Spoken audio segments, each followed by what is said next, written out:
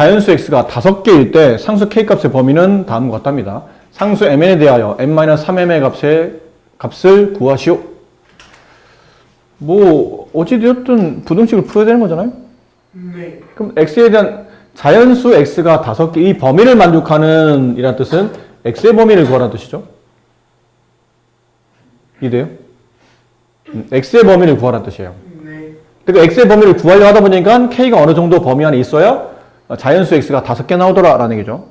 그럼 x에 대한 부등식을 푸는 거니까 뭐 별로 할 게 없어요. 가로 풀어줘야 되고요. 그리고는 아는 대로 x끼리 모아야 되니까 이항을 합니다. 그럼 반대로 이항을 하겠죠? 동량 처리합니다. 얘는 처리가 안 되죠? 네. 같은 상수라 동량이긴 한데 덧셈이 안 되는 거죠. 양변을 마이너스 1로 나누죠. x 앞에 있는 개수인 마이너스 1로. 그럼 x가 되고 부동화 반대로 바뀌면서 여기 음수가 분배되면 마이너스 3k 마이너스 1이 되네요.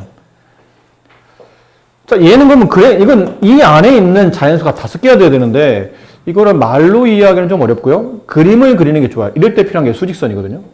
얘는 수직선을 그리면 어딘가에서부터 시작하되 그 값을 갖지는 않아요. 그리고 방향이 이렇게 왼쪽으로 가는 겁니다. 이런 그림인 거죠.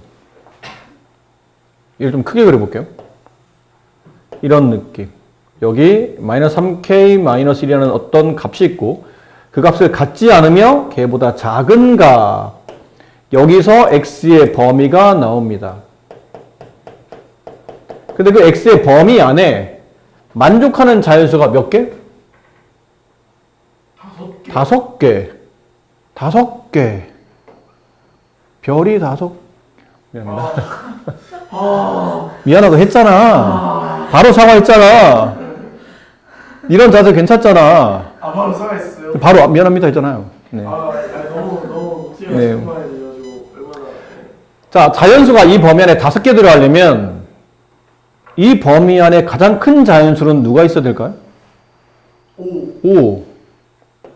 그래야 5부터 자연수 5, 4, 3, 2, 1 이렇게 하면 자연수가 몇 개죠? 5개요. 야, 나는 안 되고 너는 괜찮지 않냐? 아니. 지금 네 말투는 딱 보이는데 네 말투는 내 앞에 별이란 말 하면 안 붙었지. 너도 똑같이 5개였잖아. 5개. 아닙니다. 이거는 오해입니다. 자, 자연수가 5개가 들어가려면 6은 여기 들어가면 돼야 안 돼요? 이 범위 안에 6이 들어가면 됩니까? 안 됩니까? 안 되니까 6은 어디 있어야 돼요? 여기 있어야 된다는 얘기예요. 그러면 뭐가 결정이 되냐면 이 마이너스 3k 마이너스 1의 대략적인 위치가 정해집니다. 마이너스 3k 마이너스 1은 5보다는 크지만 6보다는 작은, 다르게 말하면 5와 6 사이에 있어야 된다는 얘기예요. 그래야 자연수가 1, 2, 3, 4, 5 5개 포함되고 6은 포함되지 않음에 따라 문제에서 원하는 자연수 x가 5개를 만족하겠죠. 네. 마이너스 3k 마이너스도 상수야 지금. k가 있다고 문자가 아니에요. 왜냐면 지금 x의 범위를 구하는 거기 때문에 여기 써 있잖아요. 상수 k. 그럼 상수 k에다 마이너스 3을 곱해도 상수고 거기다 1을 빼도 상수입니다.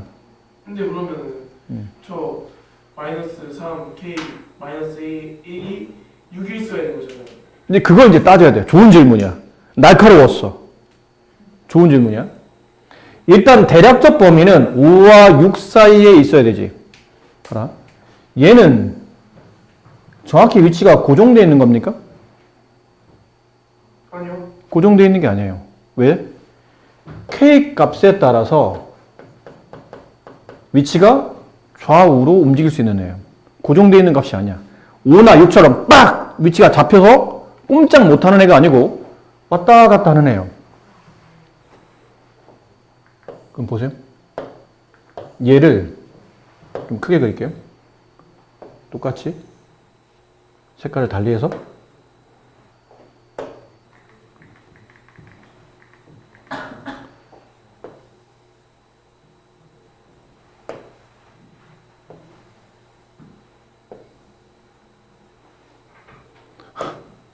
비슷하게 그리려니까 참 쉽지 않네요.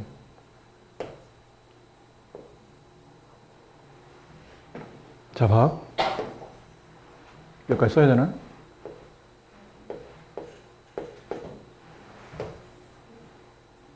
자, 이게 3K-1이래요. 네. 얘가 봐. 5와 6 사이를 움직이면 이 범위, 파란색 범위 안에 자연수가 몇 개 들어가죠? 5개가 들어가지. 네. 야, 이렇게 왔다 갔다 하는 거야. 근데 5를 넘어가면 돼, 안 돼? 안 돼요. 안 되죠. 그 정도부터 4개. 그러면 4개가 되잖아?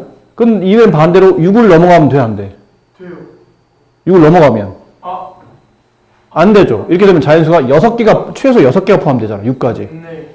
그래서 여기 있는 3K-1, 이 파란색 동그란 밑에 있는 이 3K-1이 5와 6 사이로 움직이는 건 괜찮아. 그치? 네. 그걸 표현한 게 이 밑에 있는 노란색 부등식이에요. 마이너스 3K-는 5와 6 사이에 있어야 됩니다. 인데 좀 전에 민준이 말한 것처럼 선생님 이게 6으로 가면 혹은 5로 가면 자 지금부터 얘기 잘 들어.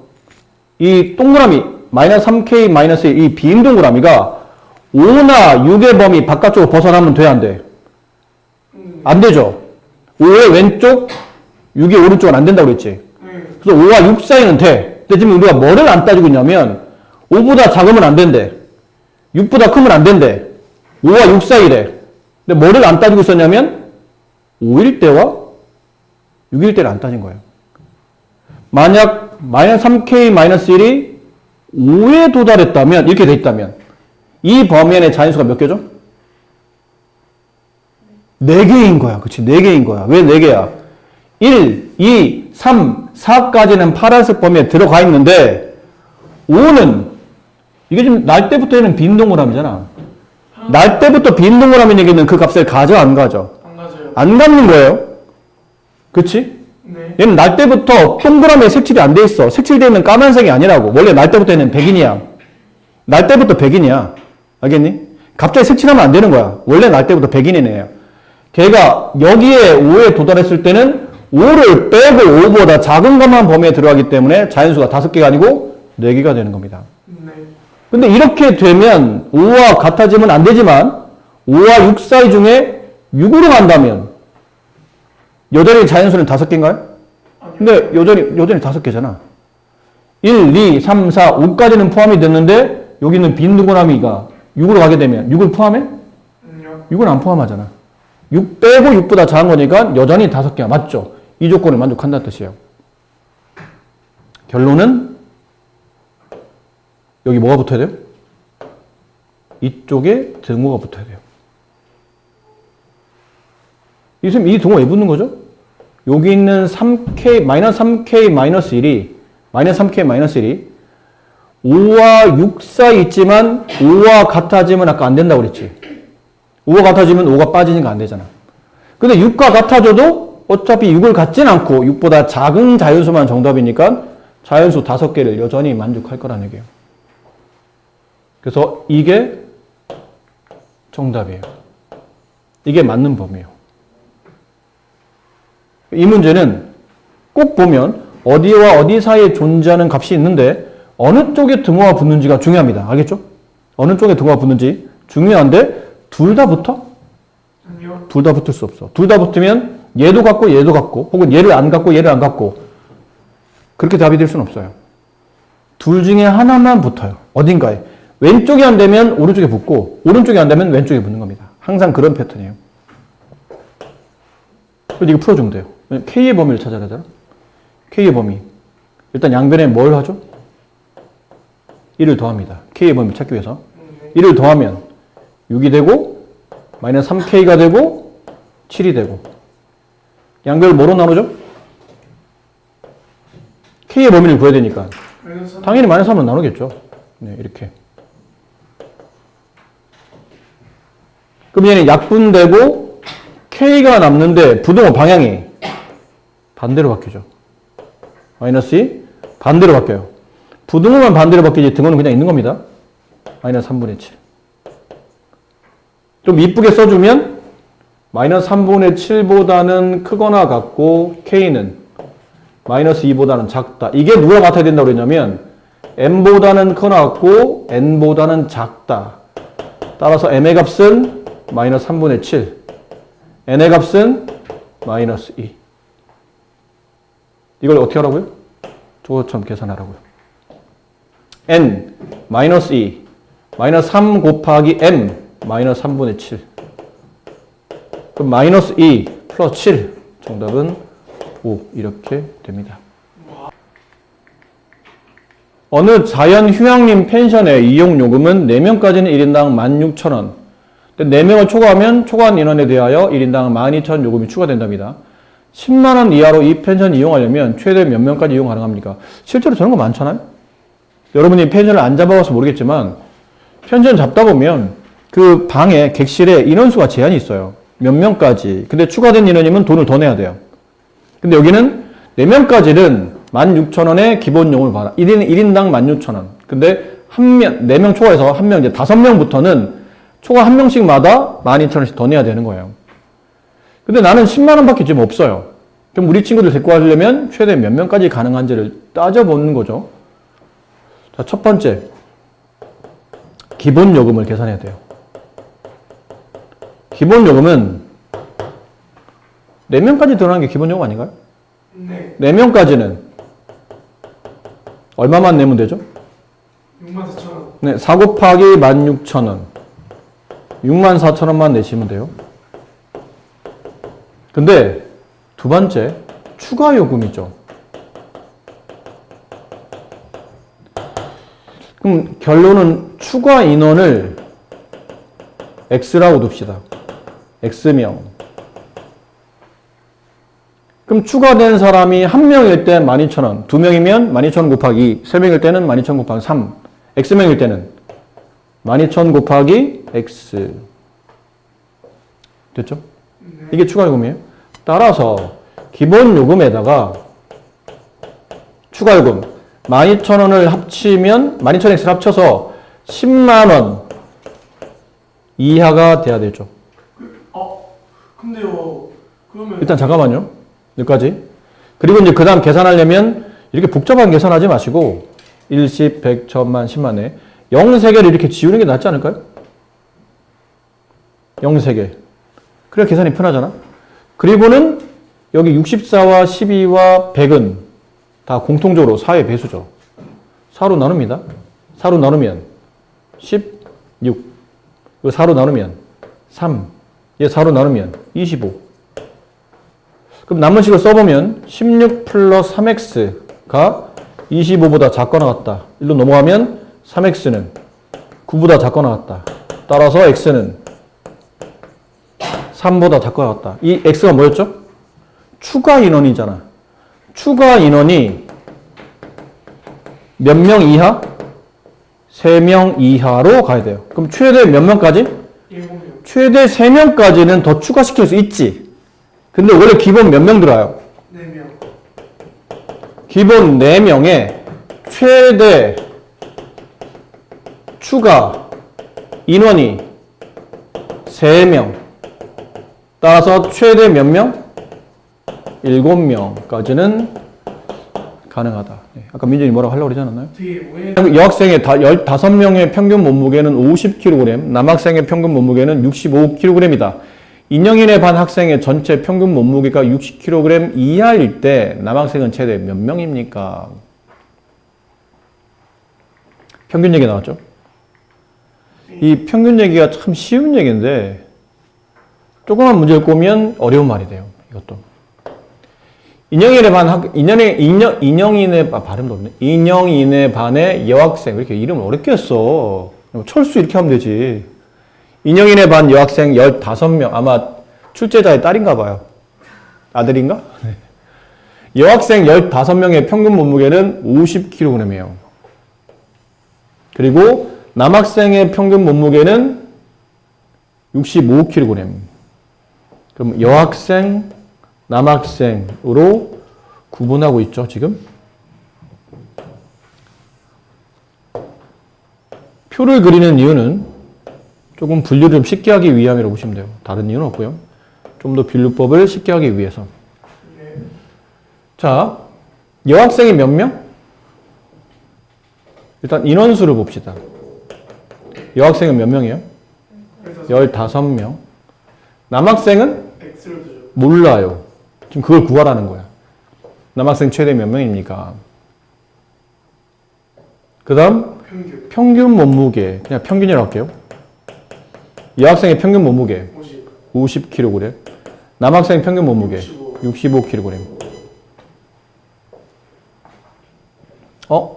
문제 있다 보니까 전체 학생이 있네. 남녀 합친, 남자, 여자 합친 전체. 인원수 몇 명? 15 플러스 X. 그 전체 평균 얼마? 60kg 이하. 일단 60이 기준선이 된다는 얘기죠. 남학생은 최대 몇 명이 돼야 됩니까? 자, 여기서 중요한 조건이 하나 빠져 있어요. 중요한 조건. 총점. 여기서 말하는 총점은 몸무게 총합을 말하겠죠. 총합이라고 할게요. 의미상 그게 좀 더, 네. 몸무게의 총합. 이건 앞에 몸무게는 그냥 생략하시고 총합이라고 합시다. 여학생 몸무게 총합이 얼마예요? 750. 네, 750. 남학생 몸무게 총합은? 65X. 65X. 됐니? 네. 전체 몸무게 총합은? 60가로 15 플러스 X. 이하. 일단은 60 기준이니까. 네. 됐어요? 그러면 지금 우리가 문제에서 원하는 바는 뭐죠? 전체 몸무게 평균이 60 이하가 되려면 전체 몸무게 총합이 이거 이하가 돼야 되죠. 이해되니? 네. 아니면 뭐 이렇게 봐도 돼요. 평균 구하는 공식이 뭐죠? 평균 구하는 공식은 평균 어떻게 구하니? 여기로 본다면 전체 인원수분의 몸무게 총합이지? 여기다 이제 남자 붙이면 남학생 인원수에 남학생 몸무게 총합. 여자 붙이면 여학생 인원수에 여학생 몸무게 총합을 분수 형태로 쓰면 되고, 여기다 전체 붙이면 전체 평균은 전체 인원수분의 전체 몸무게 총합 이렇게 되잖아요. 그럼 여기서 이게 만약 어려우면 평균 구하는 식을 써봐. 어차피 이제 평균에 맞춰져 있으니까. 평균 어떻게 구하죠? 지금 우리는 전체 평균 구하는 거죠? 전체 평균이 60 이하인 걸 찾아야 되니까. 전체 평균은 전체 인원수 분의 총합 60가로 15 플러스 X. 걔가 60 얼마? 이하일 때. 맞니? 괜찮아? 그럼 1이 곱하면 60 곱하기 15 플러스 X가 60 가로 뭘 잘못 쓴 거죠? 네. 잘못 쓴 게 아니고 요거를 쓰지 말고 요거를 써야죠. 전체 총합이라는 거는 이렇게 표현될 수도 있지만 얘네들이 더 셈한 거 줄 수도 있지. 남학생의 총합, 몸무게 총합, 여학생의 몸무게 총합 다 더하면 750 플러스 65x 이렇게 되죠. 이쪽을 식을 세우면 너무 당연한 말이 아까처럼 당연하게 저하고 똑같은 식이 나오고, 이제 평균 계산합니다. 평균 구하는 공식은 전체 인원수 15 플러스 x 분의 전체 총합 750 플러스 65x. 걔가 얼마 이하? 60 이하이길 원하죠. 괜찮습니까? 괜찮죠? 네. 이거 여기다 곱했더니 750 플러스 65x가 60가로 15 플러스 x보다 작거나 같다. 이렇게 되는 거예요. 근데 이게 여기 있는 관계식이죠.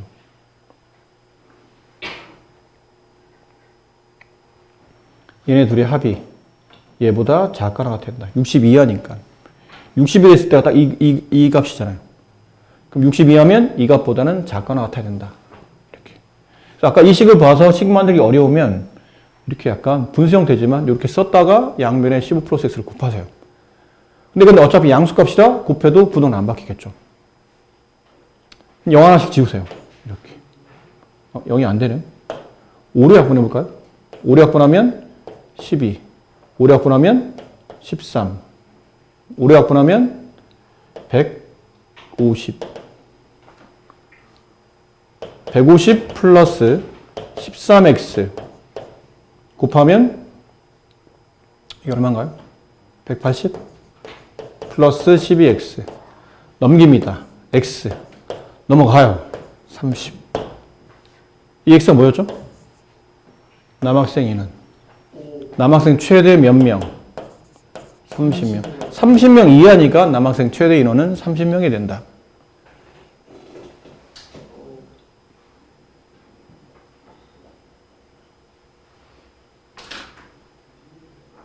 이거 원래 평균 계산법이 기본적으로 우리 어릴 때부터 많이 했던 건데 저렇게 말을 꼬아놓으면 또 어려워 보이는 거예요. 별것도 아닌데. 성인의 가족은 여행을 가기 위해 텐트를 빌렸어요. 하루 빌리는데 기본요금 2만 원. 2일부터는 3천 원씩 추가. 빌리기로 한 텐트의 가격이 15만 원일 때 텐트를 빌리는 비용이 텐트 가격을 넘지 않으려면 최대 며칠 동안 빌릴 수 있습니까? 그러니까 뭐 이런 거죠. 이번엔 텐트를 한 번 쓰고 말 거야. 약간 내용은 그런 느낌인 것 같아요. 주영이네 이제 가족이 이제 여행을 가려고 그래. 처음이자 마지막 여행. 이러면 너무 혹시 이런 데면 너무 공포나 잔인한 얘기가 될 수도 있는데 아니면 슬픈 얘기. 어쨌든 내용은 그런 것 같아요. 뭐 그렇게 설명하지 맙시다. 주연의 가족은 이번에 여행을 가는데 텐트를 빌릴 생각이야. 근데 하다 보니까 이런 요금을 내야 돼. 하루 빌리는데 2만 원. 근데 그 다음 날부터는 3천 원씩 더 추가로 돈을 내야 돼. 근데 알고 보니까 저 텐트 가격이 15만 원이래. 그럼 아버지나 엄마가 생각하실 때는 아니 우리가 여행을 오래 갈 거고 텐트를 장기로 대여할 수도 있는데 아니 그럴 바에는 이 돈을 빌리고 렌트를 하는 것보다는 그냥 돈 내고 사는 게 낫지 않을까? 이 고민을 하고 계신 거죠. 부모님은. 아니면 주영이가 고민하고 있는 걸 수도 있어요. 주영이 몇 살? 5살. 햇살이 그런 생각을 아, 난 생각했다? 난 5살 때 이런 거 고민했었어. 과연 우리 집은. 와, 진짜. 보통 5살 그 정도 고민하지 않습니까?